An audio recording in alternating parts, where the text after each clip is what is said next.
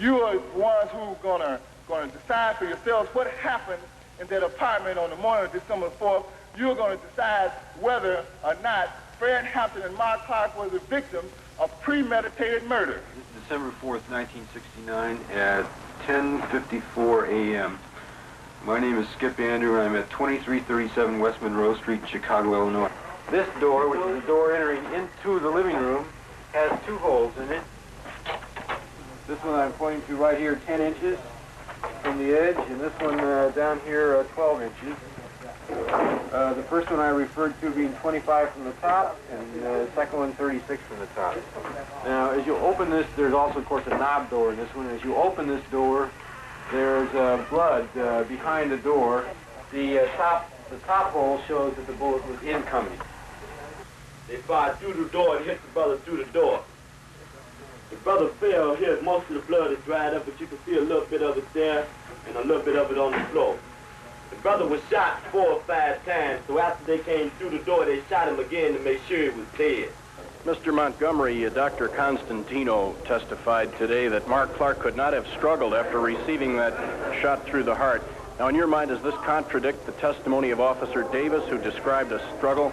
Yes, it seems to me that that was a very startling thing. We also learned that the bullet, which was in fact recovered from Mr. Hampton's body, was a bullet fired out of a carbine by Officer Davis. So that indicates also that Officer Davis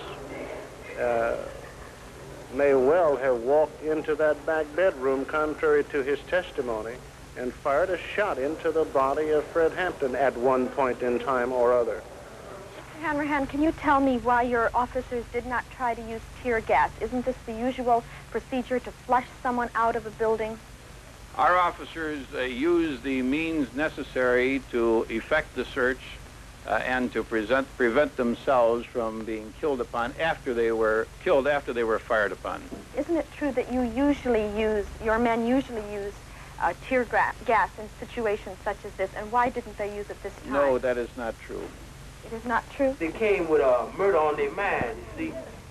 Even if they wanted to take somebody to jail, it would be a simple matter of just shooting some tear gas in here to draw everybody out. Right on. This is where our chairman had his brains blown out, and he lay in his bed, sleeping at 4:30 in the morning. Someone came into the room, started shaking the chairman. Said, Chairman, wake up. The pigs was laughing. Still half asleep. I looked up, and I saw bullets coming from, it looked like the front of the apartment, from the kitchen area. And they were, pigs were just shooting. And about this time, I jumped on top of the chairman. He looked up. Looked like all the pigs converged at the entranceway to the bedroom area, back bedroom area. The mattress was just going. You could feel the bullets going into it. I just knew we'd be dead, everybody in there. When he looked up, he didn't say a word, and he didn't move, except for moving his head up. He laid his head back down to the side like that. He never said a word, and he never got up out the bed.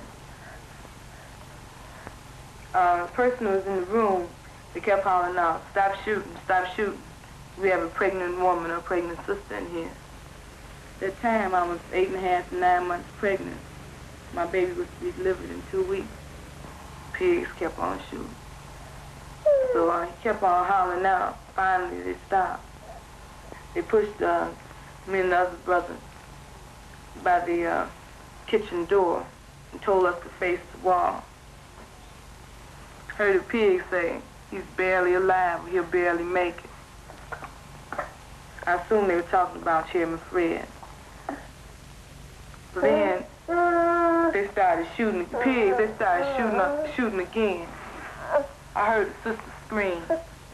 They stopped shooting. The pig said, he's good and dead now. The pigs were running around and laughed, and they were really happy, you know, talking about Chairman Fred is dead. I never saw Chairman Fred again.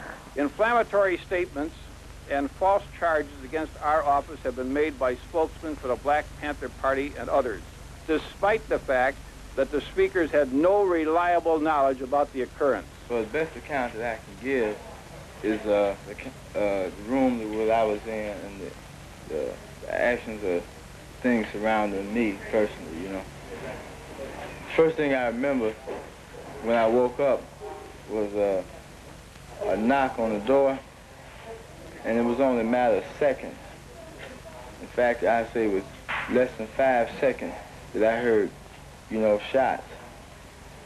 Now, the thing that struck me was that I not only heard shots, but I can see plaster coming out of the walls in my room. So I knew the bullets were coming through the room that I was in.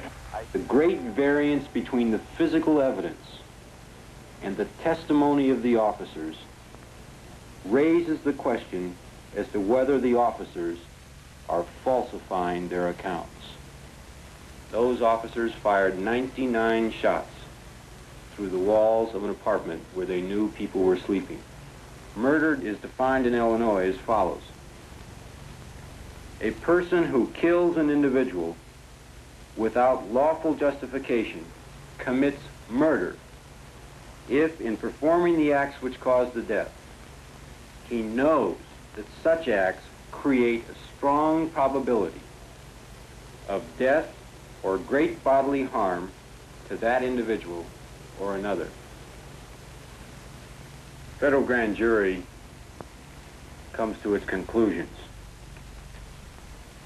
Unquestionably, the raid was not professionally planned or properly executed, and the result of the raid was 2 deaths, 4 injuries, and 7 improper criminal charges.